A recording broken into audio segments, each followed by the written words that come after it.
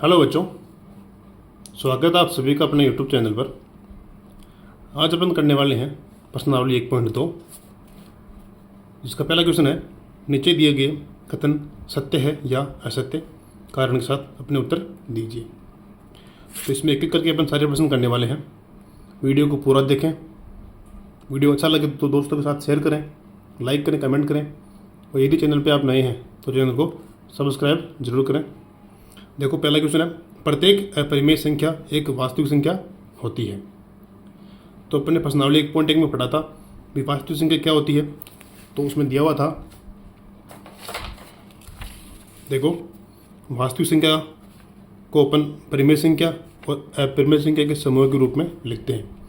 वास्तविक में दोनों संख्याएं आती है, परिमेय भी आती है और अपरिमेय भी आती है। ठीक है, तो पहला क्वेश्चन है यहाँ पे, प्रत्येक अपरिमेय संख्या एक वास्तविक संख्या होती है। प्रत्येक अपरिमेय मतलब प्रत्येक अपरिमेय है ना, ये सारी की सारी क्या है, वास्तविक संख्या होती है। मतलब वास्तविक के अंतर्गत परिमेय अपरिमेय सारी संख्या आती है। ये बात सही है, क्योंकि अपरिमेय इसका भाग है। तो इसका भाग है, इसका मतलब ये सारी संख्या जितनी भी अपरिमेय है वो इसमें आती है। तो यहाँ पे ये कथन है वो सत्य हो जाएगा। तो इसको अपन कैसे लिखेंगे, देखो, तो इसको ऊपर इस प्रकार से लिखेंगे, प्रत्येक अपरिमेय संख्या वास्तविक संख्या होती है, क्योंकि वास्तविक संख्या के संग्रह में परिमेय व अपरिमेय दोनों संख्याएं होती है। ठीक है, अब है क्वेश्चन नंबर 2। देखो, संख्या रेखा का प्रत्येक बिंदु √m के रूप का होता है, जहां m एक प्राकृत संख्या है। देखो, हमें m क्या दे रखा है, m है प्राकृत संख्या, और प्राकृत में क्या आती है, 1 2 3 4, कहाँ तक, अनंत तक। फिर क्या है, संख्या रेखा का प्रत्येक बिंदु √m के रूप का होता है। तो जो अपने मान ली ये संख्या रेखा है, यहाँ 0 है, यहाँ 1 2 3 प्लस का है और इधर माइनस का है। ठीक है, हमें निकालना है √m, जहाँ m क्या है, m है प्राकृत संख्या। तो अपन यहाँ पे एक लिखेंगे, m बराबर अपन 1 लेंगे, तो m बराबर 1 लिया, उत्तर आया इसका 1, √a का 1। फिर अपन ने m की जगह 2 लिया, तो √2, तो ये भी हो गया √2। फिर m की जगह 3 लेंगे, √3, तो इसका मान भी √3। फिर लेंगे 4 m की जगह, √4, और √4 कितना होता है, 2। ठीक है, तो अपन ने देखो यहाँ पे 1 2 3 4 सभी संख्या ले ली, और इधर प्लस की ली, इधर भी प्लस की ही आ रही है। ठीक है, लेकिन इसमें क्या कह रहा है कि संख्या रेखा का प्रत्येक बिंदु √m के रूप का होता है। प्रत्येक बिंदु में तो भी माइनस भी आता है, ये दोनों माइनस के आ रहे हैं, माइनस के 2, इधर माइनस का उत्तर आ ही नहीं रहा, सारे उत्तर कैसे आ रहे हैं, प्लस के आ रहे हैं, है ना।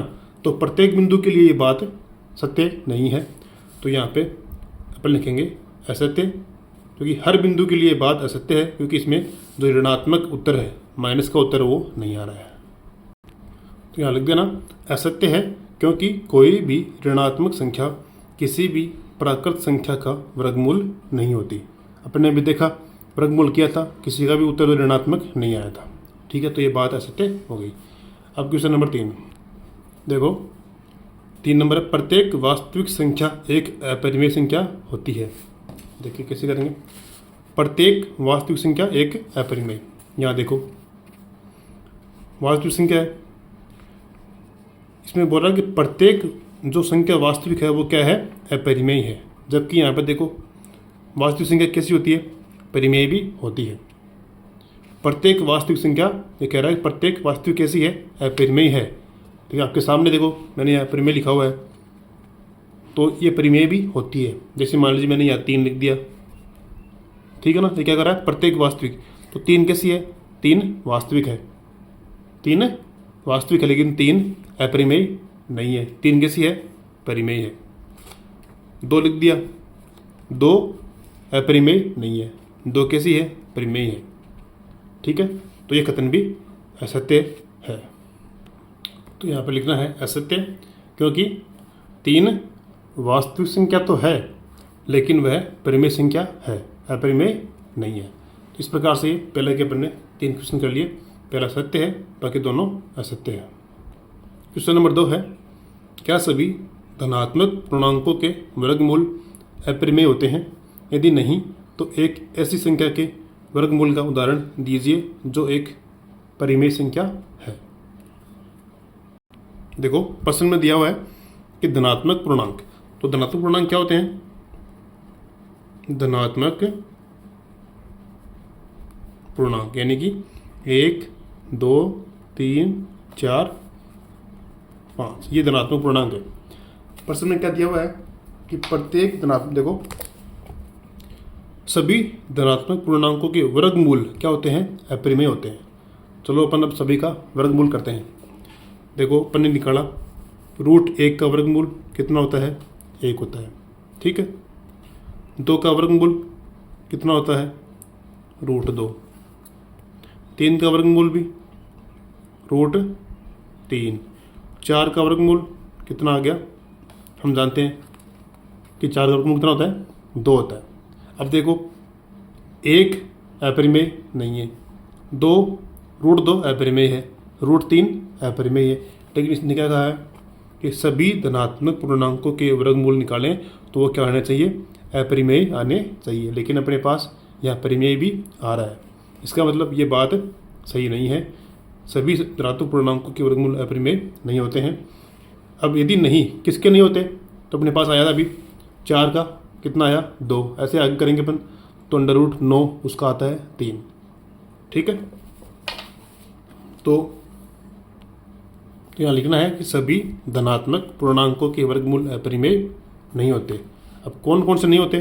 जैसे √4 का निकालना अपन ने 2, ये 2 क्या है? परिमेय संख्या है। 2 क्या है? परिमेय संख्या। ऐसे ही √9 निकाल लो, 9 का होता है 3, ये भी क्या है? परिमेय संख्या है।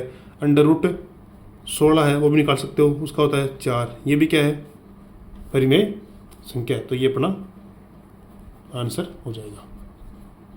अब देखो क्वेश्चन नंबर 3 है, दिखाइए कि संख्या रेखा पर √5 को किस प्रकार से निरूपित किया जाता है।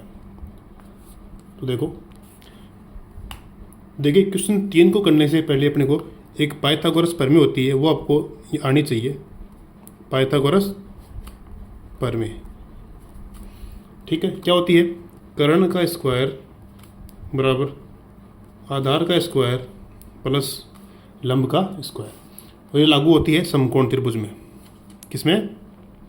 समकोण त्रिभुज में। इसके अंतर्गत ये कर्ण होता है, ये आधार होता है, ये लंब होता है। अगर अपन ये लंब आधार मानेंगे तो ये लंब हो जाएगा, इसमें कोई फर्क नहीं है। ये होता है 90 डिग्री का, ठीक है। अब अपने पास देखो जैसे √2, √3, √5 ऐसी संख्याएं हैं जिनको हमें संख्या रेखा पर लिखना होता है। तो √2 है तो यहाँ पर √2 ये कर्ण का मान है, √2 कर्ण का मान है। तो √2 कब आएगा? जब अपने पास आधार 1 होगा और लंब 1 होगा। देखो कर्ण का मान अपने पास है √2, कैसे आएगा? जब आधार 1 होगा और लंब 1 होगा। तो 1 का वर्ग 1, यहाँ पे 1 का वर्ग 1, कितना हो गया? 2, ठीक है। और अपने को चाहिए ये कर्ण चाहिए केवल, तो कर्ण चाहिए तो यहाँ स्क्वायर हटेगा, इधर आ जाएगा √2, ठीक है। अब देखो अपने कर्ण √2 निकाला तो यहाँ पे अपने पास आधार 1 का स्क्वायर और लंब 1 का स्क्वायर, ऐसे किया अपन ने, ये रहा। अब अपन √3 निकालेंगे, कितना? √3। तो इसके अंतर्गत ये जो √2 है ये काम करेगा आधार का, किसका? आधार का। √2 और लंब 1 रहेगा। इसमें हर बार जो है लंब 1 ही रहने वाला है, ठीक है। अब देखो जैसे मान लीजिए अपने को √3 चाहिए, कर्ण का मान √3 चाहिए, तो 3 कैसे आएगा? जब अपने पास देखो, दोबारा देखो यहाँ से आधार कितना हो? √2 हो, लंब कितना हो? 1। देखना आधार √2 है का स्क्वायर, लंब 1 है का स्क्वायर, ठीक है। √2 का स्क्वायर 2 प्लस 1, 2 और 1 3, इधर क्या है? कर्ण का स्क्वायर स्क्वायर है, अपने को चाहिए खाली कर्ण, तो स्क्वायर हटेगा, इधर क्या आएगा √3 आ गया √3। इस प्रकार से अगर अपने को √3 निकालना है तो उसमें आधार लेना आपको √2, ठीक है, और लंब लेना है 1। इसी प्रकार से अगर आपको √4 निकालना है, √4, उसके अंतर्गत आधार हो जाएगा √3, लंब हो जाएगा 1। अब लोग निकालना है इस क्वेश्चन में √5 का। √5 के लिए ये हो जाएगा आधार √4 का स्क्वायर, लंब हो जाएगा 1।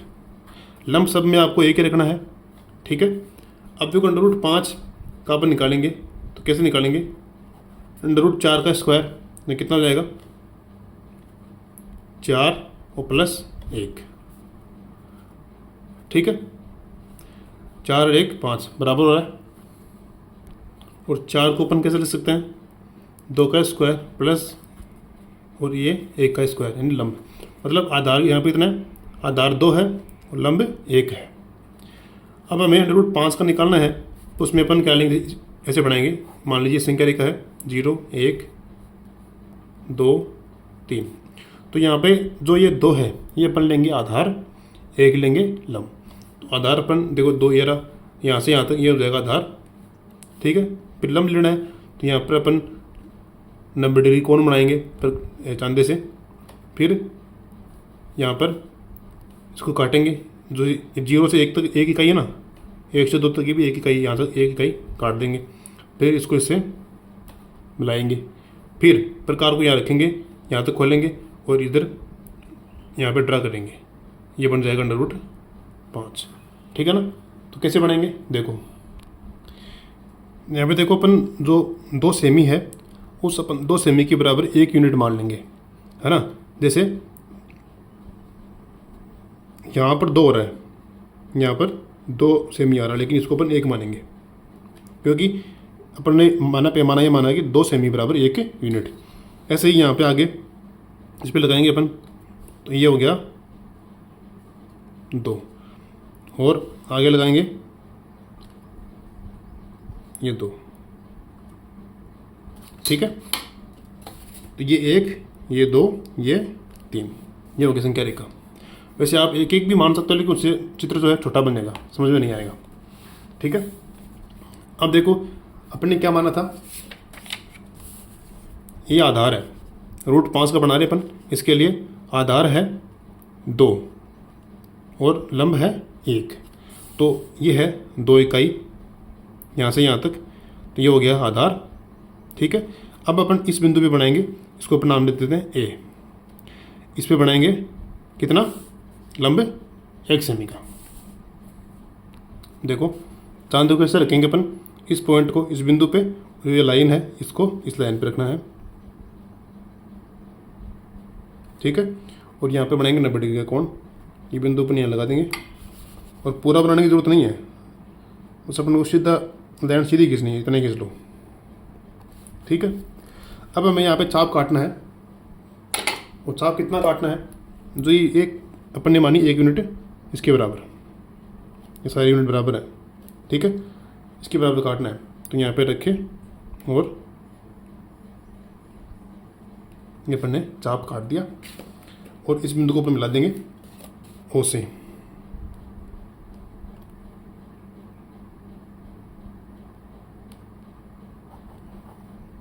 ये बिंदु, इसको दे देंगे अपन बी नाम। तो ये कितना है, 2 है, ये कितना आया 1, ठीक है। तो ये कितना हो जाएगा √5। कैसे आया √5, पाइथागोरस प्रमेय से अभी मैंने निकाला था। √5 कैसे आएगा, अपन आधार मानेंगे 2, तो आधार का स्क्वायर मतलब 2 का स्क्वायर, लंब मानेंगे 1, 1 का स्क्वायर, 2 का स्क्वायर 4, 1 का स्क्वायर 1, 4 और 1 5। इस प्रकार से अपन √5 निकालेंगे। अभी अपना उत्तर नहीं आया है क्योंकि हमें प्रकार को ओ पे रखना है और बी तक खोलना है, और संख्या रेखा तो ये है, इस पे √5 आना चाहिए। तो अपन क्या करेंगे, प्रकार को ओ पर रखेंगे और इसकी त्रिज्या कितनी हो जाएगी, OB, इतना खोल देंगे इसको। प्रकार को अपन जितना खोलते हैं उसकी त्रिज्या होती है, तो ओ पे रखना है और बी तक खोलना है, और इसको इस तरह ऐसे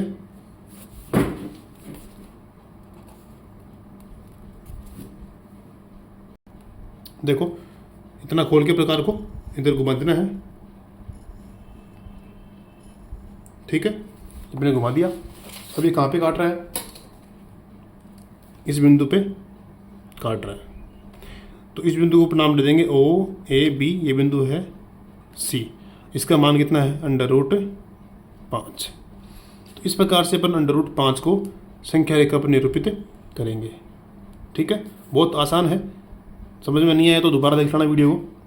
इसको अपन यहाँ से मानेंगे 2, ये मानेंगे 1, आधार 2 है, ऊंचाई 1 है, पाइथागोरस प्रमेय से ये √5 आ जाएगा।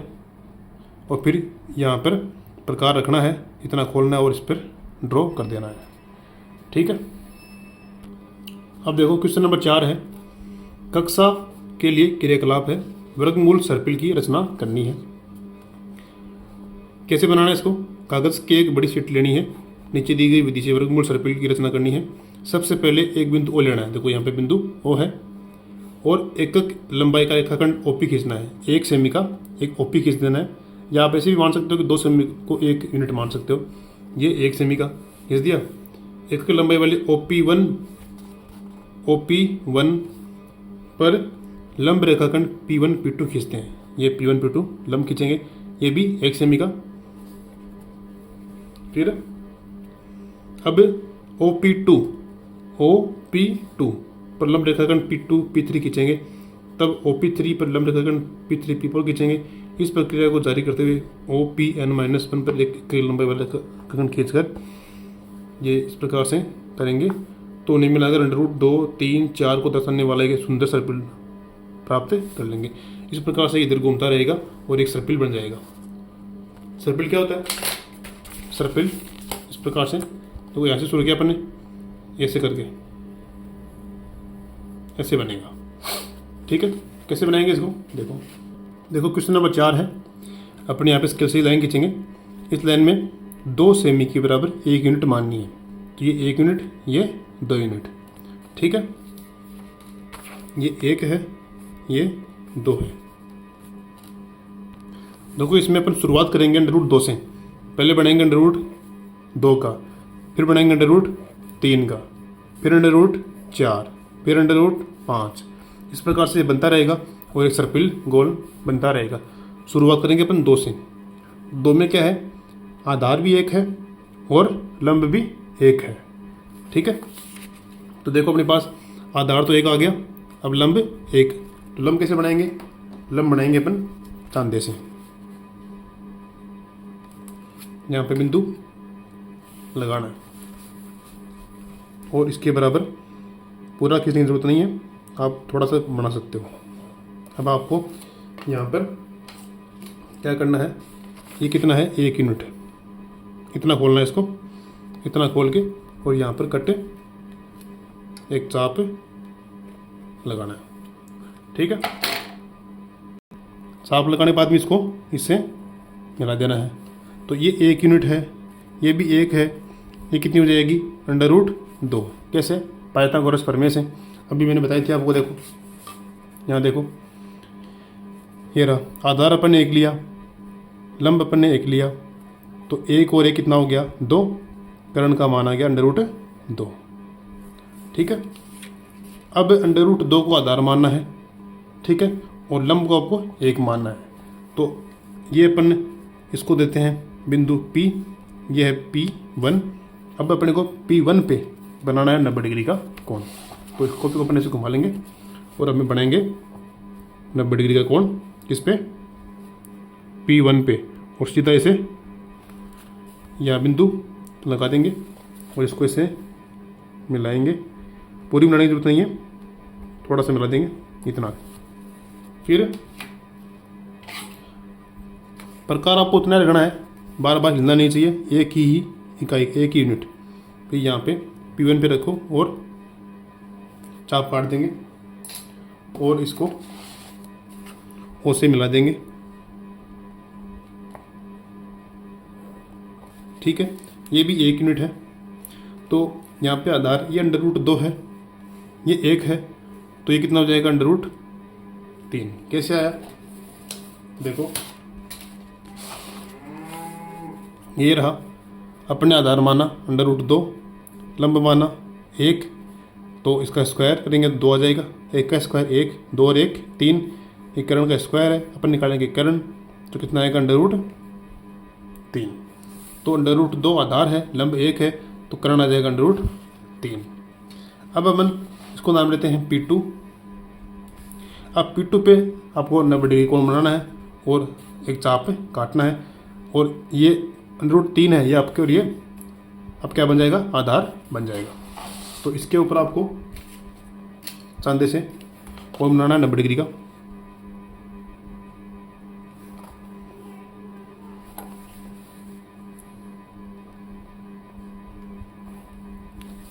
ठीक है, प्रकार को आपको फिक्स रखना है और 1 यूनिट चाप काट देना है, और फिर इस बिंदु को O से मिला देना है।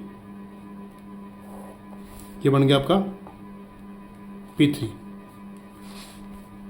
ठीक है, अब बनाएंगे अपन √4 के लिए, तो उसके लिए √3 है, आधार बन जाएगा और ये लंब बन जाएगा। तो यहाँ पे P3 पे मैंने 90 डिग्री कोण बना लिया है, देखो ऐसे बनाएंगे। ठीक है, और फिर चाप काटेंगे। चाप वही है 1 यूनिट। चाप काटने के बाद में आपको इसे O से मिला देना है। O से मिला के इसको नाम देना है आपको क्या, P4। तो देखो ये यहाँ पे 1 है, ये √3 है, तो ये कितना हो जाएगा √4।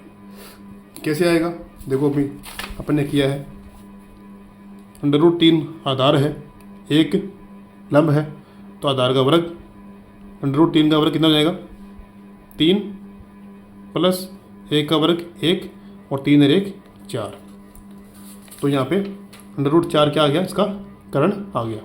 अब बनाएंगे पहले √5।